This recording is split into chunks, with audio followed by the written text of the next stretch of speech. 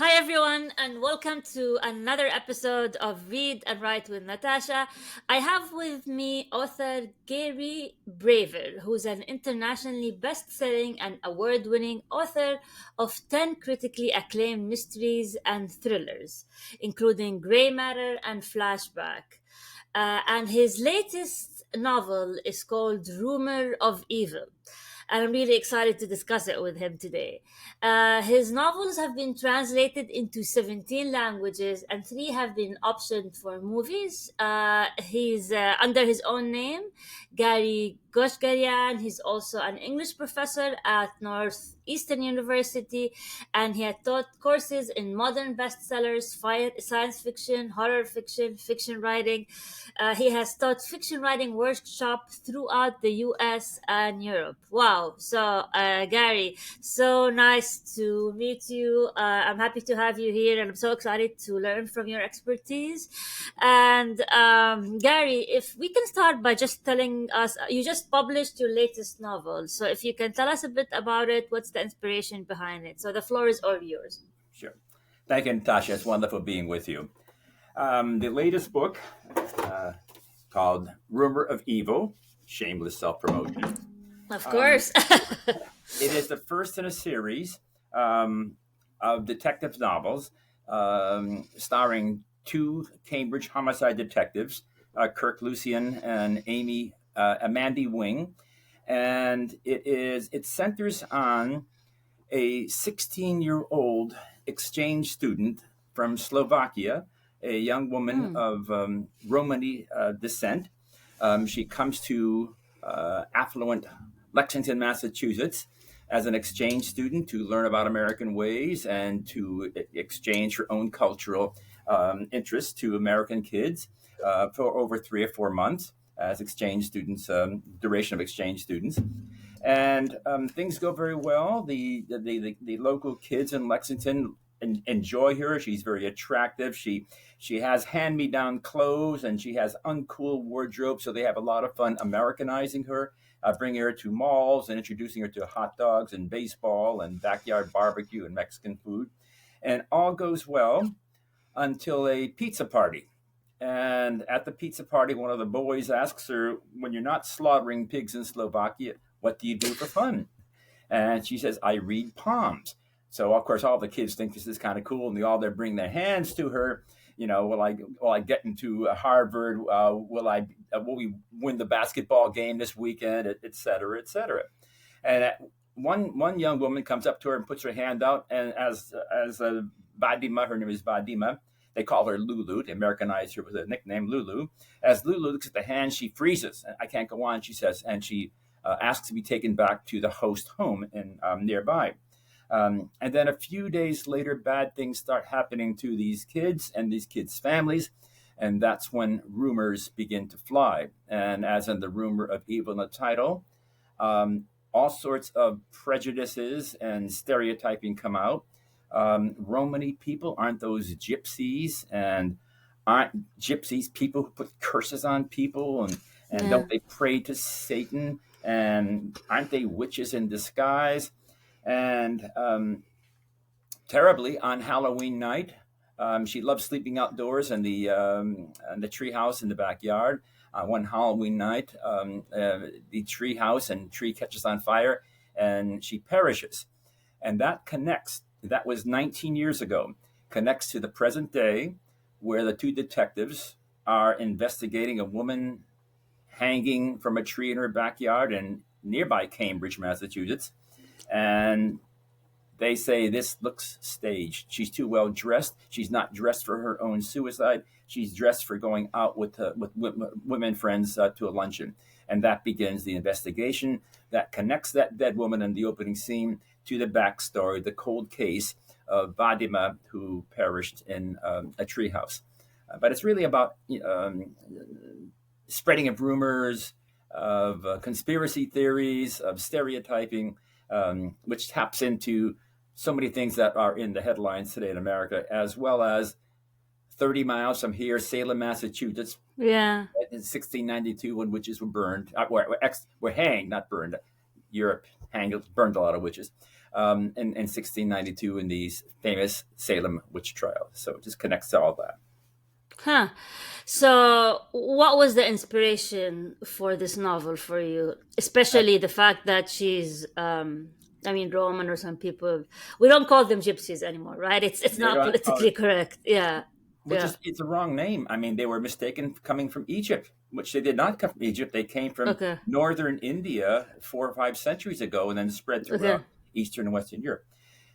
I think, like any novelist who writes crime stories, I have a file of true life crimes that are really disturbing, really bizarre.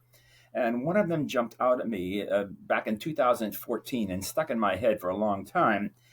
And it's the famous Slenderman case, in which two girls from Wisconsin lured another girl, 12 years old, into the woods, and they stabbed her 19 times. Luckily, the victim survived, but the two assailants are still in psychiatric institutions. So this is bizarre, Natasha. I mean, why would 12-year-old kids do terrible things to a 12-year-old friend? And it's That's a true story. it's a true story, absolutely true story. Okay. And the two Okay. young girls are still in psychiatric institutions. They told the police that they seriously believe that an internet cartoon character known as Mm. Slenderman, a faceless male figure with a elongated, wearing a black suit and a white shirt, would kill their families if they did not sacrifice their friend. Now, and that is bizarre, but it reflects dangerous superstitions and a reality that is true only because you believe it's true. There is no, there are no supernatural elements in my book, but that particular true life case made me look into a real scourge of American adolescence, which is bullying. And I looked into bullying, did a lot of research on bullying, and found out that um, the bully victim is always somebody who is different, somebody who is kind of an outsider, someone who maybe is too tall or too short or too heavy or too thin or speaks with an accent or comes from a different economics or a socioeconomic uh, stratum. And so I decided to invent a victim from Slovakia, from a rural pig farm, who is very attractive and very smart and wants to belong, but she is different, and she is the one who becomes victimized by all these derogatory stereotypes, and eventually is consumed in a fire in the backyard of her host family. But it was that bullying that connected me to this story, or gave me the inspiration for the story that I came up with in Rumor of Evil. Yeah, Hmm. yeah. And you mentioned, if I'm not mistaken, it's a part of a series. Is that true? Yes, yes. Okay. The Why last a series? Yeah. the last novel I did, I co-wrote with Tess Gerritsen, who was an internationally famous novelist, and we've been friends for 30 years. And it was a police procedural called Choose Me. It did very well here and overseas. And I decided that I had two previous of the 10 or 11 novels out there I've done, two police as protagonists. But I never thought of doing series until this one. And I talked to my agent. He said, "Yeah, why don't you consider doing a series?" And so I came up with the two detectives and wrote Rumor of Evil. And the second one is done. It's called In the Heat of the Moment. And I'm currently working on the third in the series. And series are fun. You have the same cast of characters. You move from crime to crime to crime. So and also locales are in place. So it really is it's convenient not to have to come up with a whole new cast of characters. So that's why I'm doing a series. And also, I like the two characters. I like the actually four characters. I'm moving the two detectives, and Kirk's wife, and also the police captain. So those people are already in place, and so the series is moving without having to Hmm. invent too many other characters. Yeah. Yeah. So, like, from your bio, you're very busy. You're a professor. You teach fiction, and when do you have the time to write all of these books? Well, And yeah. what's your writing routine? Okay. I retired about a little over a year ago from teaching at Okay, Northeastern. I've been there for a long time.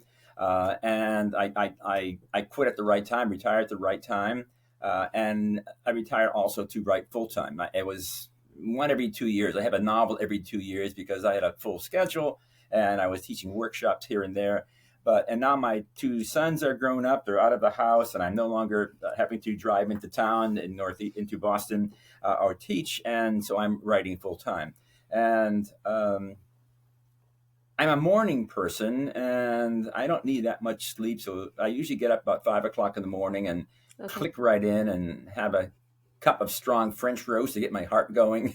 And I usually write a good part of the day, maybe 8 hours or so, taking a 2 hour bike ride break or go to the gym. If my wife and I don't have any particular social engagements, but I usually write full time now, and the time passes when you get into the writing zone and things are working out nicely. So, 8 hours a day. Wow. yeah, And yeah. how many words a day do you write?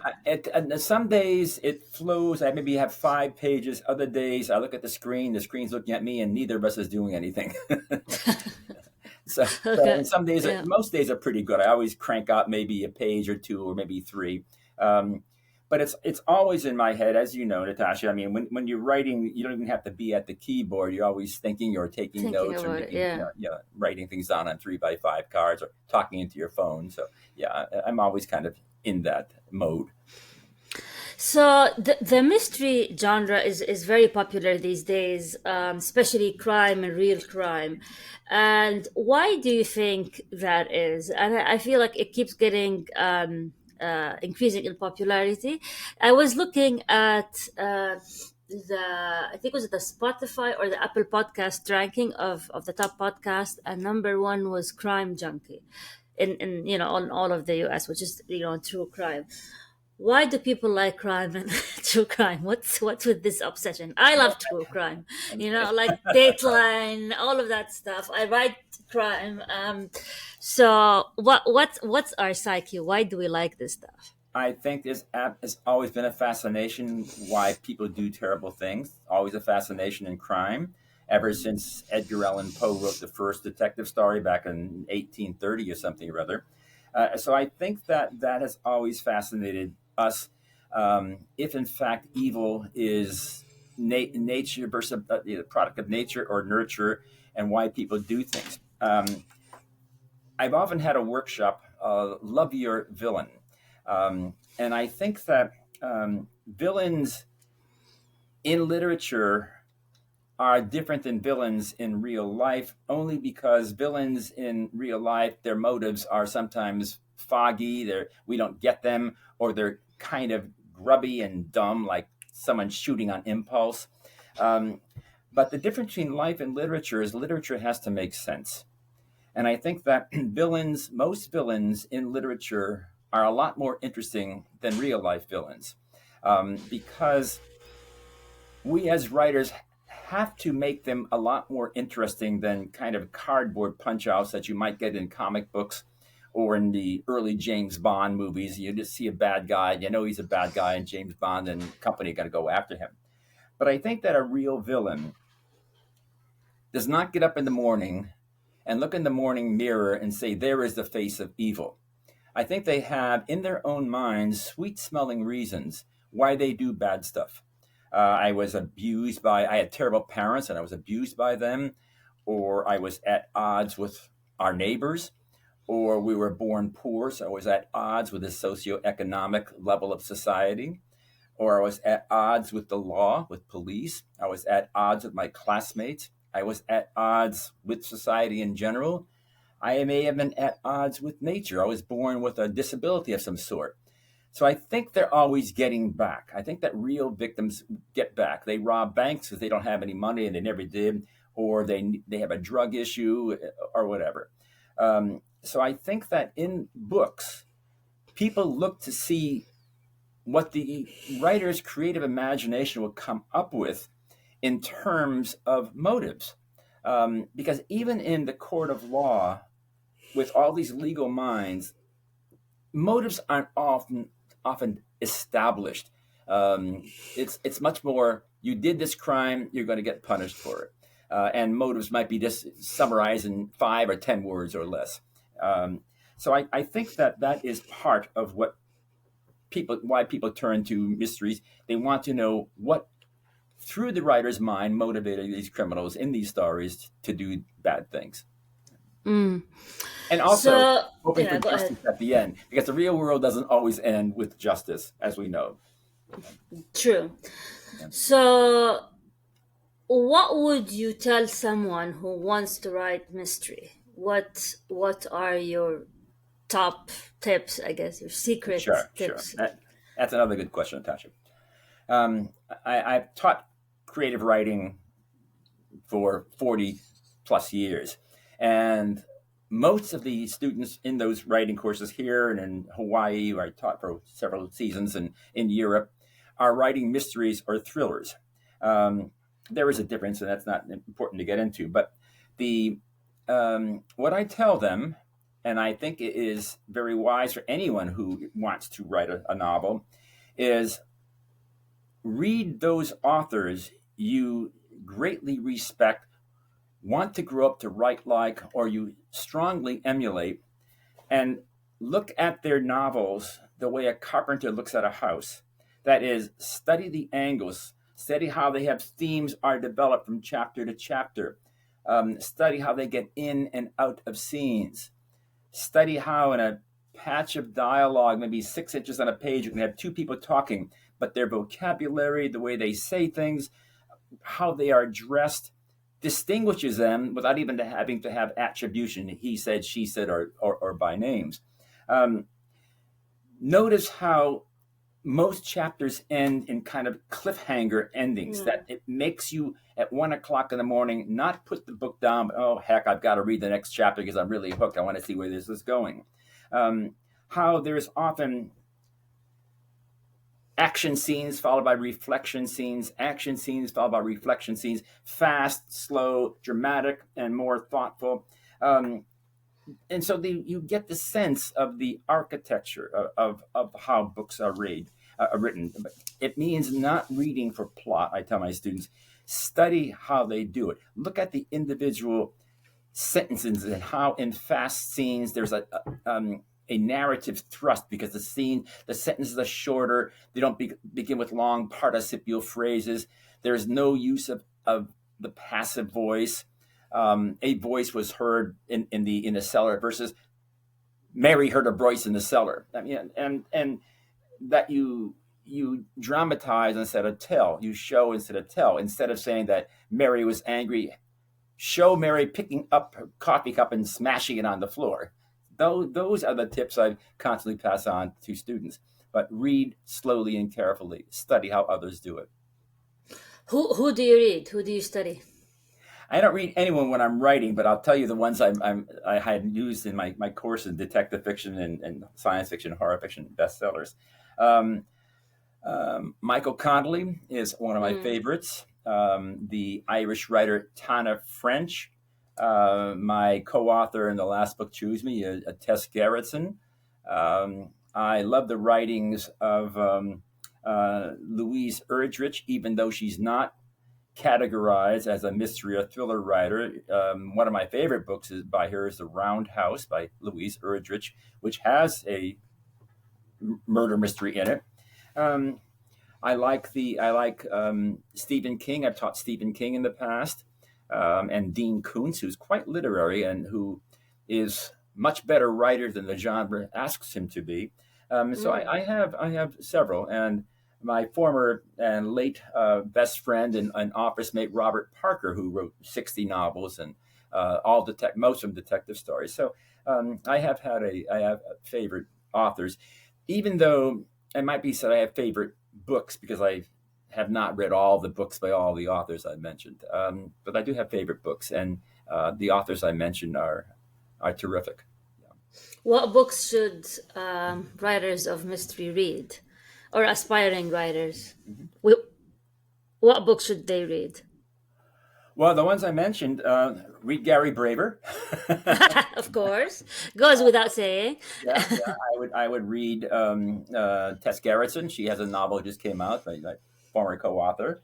I would. Stephen King has a very good book on writing. Came out Yeah. maybe 15 years ago, which I recommend uh, to check out. Just to giving some ideas and some tips other than what I passed on. But uh, I look at the literary quality of writers, and the ones I Mm, mentioned, Michael Connelly in particular, um, the Harry Botch novels are well done. The the trouble I had with as an English teacher is the swarm of new novels that were self-published. There's nothing wrong with mm, self-publishing because today the major houses on the waterfront in New York City are overwhelmed with manuscript submissions and don't have a time to read it all.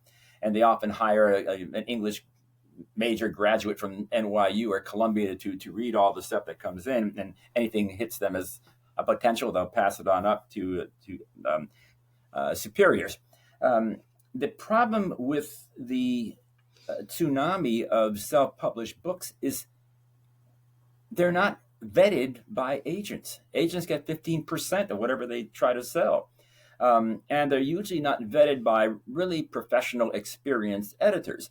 So, what often is published by self published people are books that really are not as well written as they were 30 years ago, we'll say, when you had an agent with a literary background have a sense of what the marketplace would demand, and then editors in the publishing houses that are trying to make money and but also maintain a standard of writing. Um, so that's my main complaint as a former English professor. mm. Yeah, But yeah, but don't you think sometimes the author wants more control of what they write? And now with the advent of social media, some authors can actually sell more books without an agent and without a publishing house. It's like cutting the middleman. yeah, And I've heard from authors who were traditionally published, but then they went to self publishing because they wanted more control. sure, yeah. uh, so that's another way of it, Mhm. especially that, as you said, and some of the authors that I talked to say that, I'm not sure I'm gonna be alive or live long to get my manuscript Right, accepted by an agent, and time is short, So, and the traditional publishing journey is extremely slow. absolutely, yeah, yeah. I mean, that's another point of view, I Hmm. guess. But Sure. um, I don't know. It's it's tricky these days, But especially there's when people. also very Yeah, talented people out there who are not getting published or even getting read by the traditional publishing. So I correct. understand the Yeah. impetus to self-publish. I spent 3 years on this manuscript, and it's terrific, and all my friends love it. And I gave it to my former English professor, and he or she read it and said it's great. And it's frustrating to try to put it in the hands of someone who's going to put it into print. And that's I understand that impulse, and you're absolutely right. That's the other side. Yeah.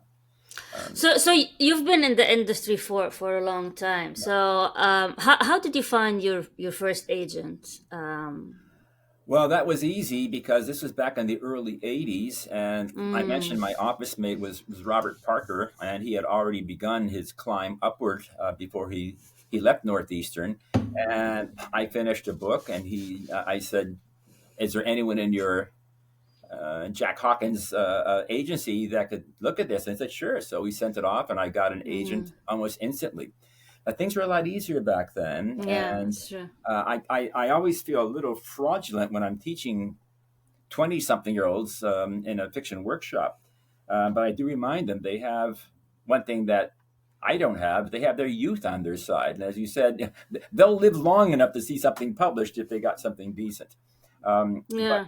it is right now, I would hate to be breaking in as a middle aged writer trying to break into the market because unless you have a knockout book. And even if you do have a knockout book, getting someone to read it and to recognize it as a knockout book is hard, because it is almost as difficult to find an agent who could connect it to a major publishing house, which would give it the financial boost in marketing that it deserves. It's difficult. Yeah. Yeah. How do you market your books? Do you Um, outsource the marketing, or how? What do you do? I hired an agent, a publisher, public relations agent for this one, and she did a fine job and introduced me to you and others in doing podcasts. I social media, Facebook, and I contact local libraries and bookstores to go in and do signings, and do everything I can to get the word out. Um, Rumor of Evil came out in October, which is a very hot month to have a book because everyone is aiming for the holiday sales. Uh, Yeah. so it's there's a flood of new books that had come out about the same time. But this one got fabulous reviews, pre-publication reviews, and it was an editorial pick on Amazon for the month of October when it came out. So it's gotten nice promotion just from that. But you still have to keep on reminding readers that I'm here and this is a good book and I hope you buy it, because that's what it's all about. Yeah. Where? What is the platform where or the manner where you're selling more books? Is it online, or is it through book reading and? It's probably more online because you could reach Okay. more people. If you go to a library, I was in a library 2 nights ago, and maybe 30 people showed up, and a good number bought books. But it's much more. You have greater distribution dispersion online. Buying ads on BookBub and shelf awareness and those kinds of things. It gets very costly, Mm, but it's the only way to be recognized, given all the flood of all this other information that's coming out. So it's yeah, online I would say is the yeah. easiest way to reach more people. Yeah. So I was listening to a podcast the other day with a top literary agent, and what was she saying? That what sell books now are not reviews in the New York Times or lists in New York Times. It's if the book becomes viral on places like TikTok, Mhm. and one example is Colleen Hoover. So she's the romance author. I think she sold more books than Stephen King now, and it's all because Wow, of that's amazing. TikTok. Yeah, it's all Yeah, because of TikTok. sure, sure. Yeah. So, how do you feel about the fact that it's the younger, generation who just want instant gratification on just scrolling through videos, and that's how they decide what books to buy instead of like reading a lengthy well thought of book review? How is that gonna change the book marketing or the book industry? Well, I think it's a kind of marketing that is just by word of mouth. I mean, TikTok it sells through the influencers all sorts of products. If I'm not sure how an influencer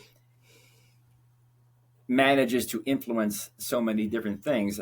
If they read a book and it hits them somehow as being something that is worth distributing and worth promoting, I would like to know that secret. I have a few TikTok interviews, and I'm not sure how many books those sell, and that. But the one you just mentioned, someone who sold more than Stephen King, that might be. Is that Colleen Hoover. Colleen Hoover? Yeah, yeah. Yeah, and I like to know the magic of that because I would like to exploit that if possible. I read one of her books. It's okay. It's adequate, and it's a page turner in some respects, but it seems to be to me somewhat formulaic. But that is, I was not the audience it was written for. Um, and one of the things I've learned in the last several years, and something I've known actually since a long time ago, is that 80% of all the books in America are purchased by females. Yes. And that there is the last book I did with Tess Gerritsen, Choose Me, we had sensitivity editors read the book and make sure there was nothing that was offensive to females.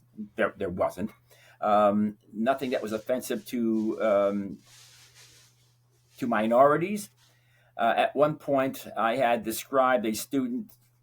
I did the male point of view chapters, and she did the female point of view chapters. And then I had a professor in class and described a young male as being chubby, and they scratched the word chubby.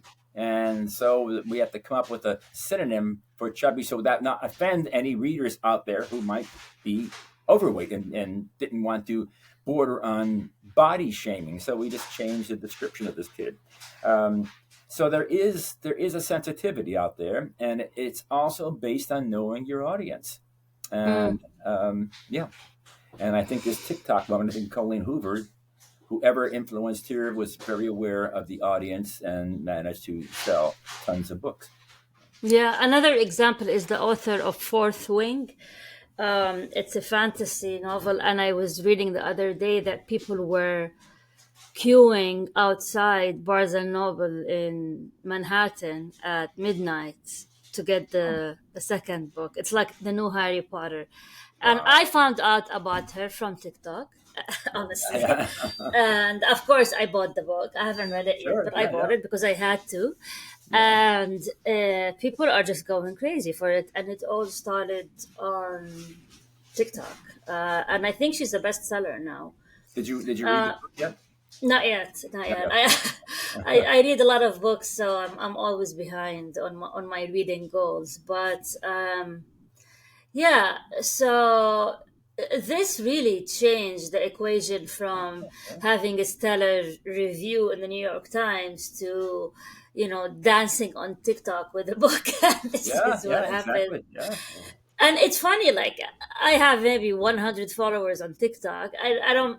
I usually post just book reviews or clips from our interviews. I put it on TikTok, and the book reviews do way better than the interviews. And some of the people who comment, they say, "Thank you very much, I just bought it." And I'm not like a huge influencer on TikTok. Mm. And so it seems that they're willing to trust me, and they Good. buy the book when I talk about it.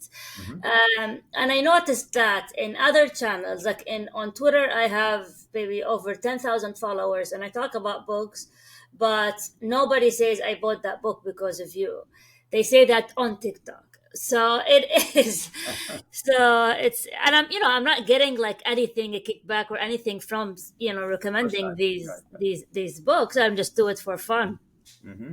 Well, that's great. So it's interesting to see that people are more willing to buy books if they see them recommended on TikTok rather than other channels. So that's my kind of own discovery. So something to think about. Hmm. Um, okay, so I published a mystery novel. Finished another one. I'm working on a third one, and the third one is from the perspective parts of it from a perspective of a serial killer. Hmm. And or we still don't know if he's a serial killer or not. We're suspecting he's a serial killer, so I'm not gonna ruin it for you. So, and what you said about making that serial killer relatable kind of resonated with me. And now I'm thinking of, like, at first, that character was kind of nasty and mean. He's an old man now in the novel. It starts from him Hmm. suffering from Alzheimer, and he got away with it, and he's like remembering and bringing back old memories. And talking to you now, I think maybe I should make him more of a charming old man rather than a cranky old man. So I don't know. What do you think? Repeat the question again, Natasha. I'm sorry.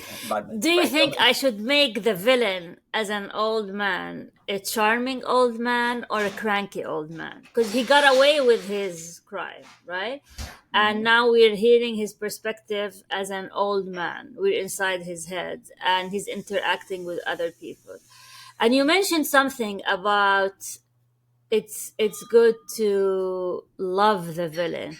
So are you saying that I should switch from a cranky old man to a charming, sweet old man, although he is a serial killer, for example? So he did he do something wrong when he was younger, and now is recalling that, and he's Correct. okay. Correct. When he was younger, was he a nice person or not a nice person, or is it not clear? I think he was just a regular family man and Yeah, nobody knew his right, secret right. like other serial killers. And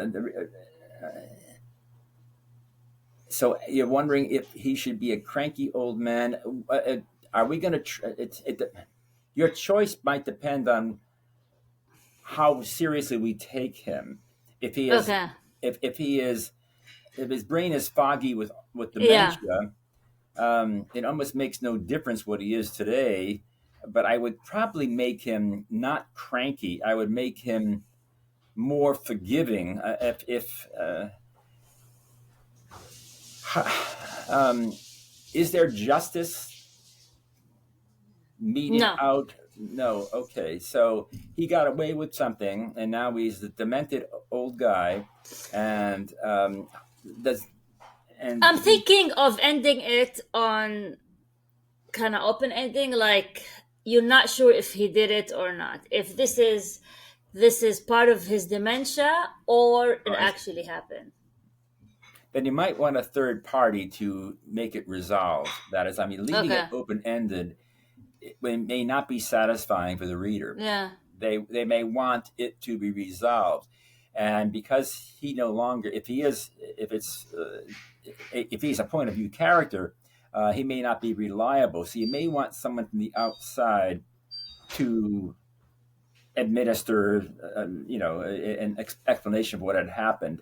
Um, and I would, if he goes out kind of pathetically, anyways, I would probably not make Yeah. so Yeah. grumbly. Yeah, but I think you don't want to leave it open ended. I think that's Okay. if there's a murder mystery involved in this, you want it resolved. Interesting. Even Yeah. though some people say it goes either way. But, Yeah. Yeah. Yeah, because I've read books that are unresolved and they do really well in the market, and but I am pissed off when I finish them. It's like, what happened? yeah, But of course, yeah, yeah. yeah, but they actually do really well and they get really high reviews, and so I don't know. But yeah, so that was kind of like a live critique, which was fun. Mhm. So before we conclude, is there anything you'd like to add to say? And how can people find you? How can they reach you through your website? How Sure, can they sure. find your book? All of that. Yeah. Yeah. My website is garybraver.com, GARYBRAVER.com. And if there are people here in the Boston area have book clubs and want to adopt it, I will visit your book clubs and talk about the book within a 50-mile or 75-mile radius of Boston. The books can be purchased at any bookstore. Just if they don't have them on the shelves, just ask for Rumor of Evil. Or you can purchase them on Kobo or Amazon or Google, and the, the different platforms will pop up. But Amazon is where most people turn to. But I like supporting independent bookstores, and so go to an independent bookstore that is not a chain. In fact, I strongly recommend buying most of your books from independent bookshops because we don't want to lose our bookstores and have everything sold by Amazon or Barnes and Noble.